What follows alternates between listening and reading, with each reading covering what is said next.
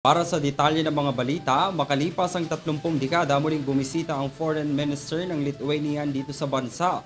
Ito'y para sa nilagdaang Memorandum of Bilateral Consultations na nagpapatibay sa economic relation ng Pilipinas at Lithuania. Ilan sa mga ito ang trade and investments, malinis na enerhiya at digitalization. Si Alvin Pelobelio para sa detalye ng balita. May tuturing na makasaysayan ng pagbisita ni Lithuanian Foreign Minister Gabrielos Landsbergis sa Pilipinas dahil sa kauna-unahang pagkakataon bumisita ang naturang opisyal ng nasabing bansa sa loob ng mahigit 3 dekadang bilateral na relasyon ng dalawang bansa.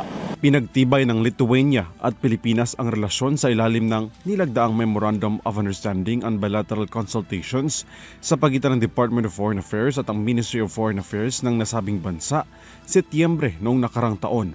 Gayun din ang pagtataguyod sa economic relations, partikular na sa trade and investments, clean energy, LNG terminals, science and technology, digitalization, health at marami pang iba.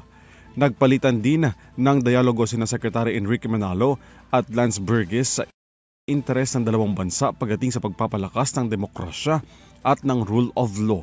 Tinalakay maging ang impact sa buong daigdig ng pagbabago sa seguridad sa Europa at sa Indo-Pacific region. Bagay na mahalaga ang seguridad, stabilidad at prosperidad sa rehiyon. That Lithuania and the Philippines share a strong commitment towards a rules-based order and also to have a region, whether it's Indo-Pacific or Europe, to have those regions guided by a rules-based order and international law. At the same time, the rules-based order is challenged not just in Europe, but also in Indo-Pacific, including in the South China Sea. It is imperative that we collectively stand against illegal use of force and in defense of international law, sovereignty, and territorial integrity. Binigyan diin ang pangako ng dalawang bansa sa pagsunod sa international rules-based order. Kabilang narito ang iginawad na arbitration ruling in the South China Sea noong 2016 at sa UN Convention on the Law of the Sea UNCLOS.